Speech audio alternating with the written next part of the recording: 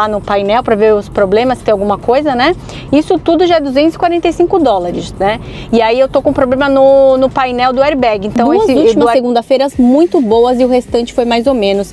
Então é difícil dizer para vocês que sexta é boa, segunda não. Às vezes eu tenho sexta-feira que é muito ruim. Eu começo chegou a nevar cedo uma vez, que foi acho que há 2, 3 anos atrás, que bateu neve no meu joelho, ficamos uma... E de tip, gente, nossa, é o dobro, é 242 dólares e 99.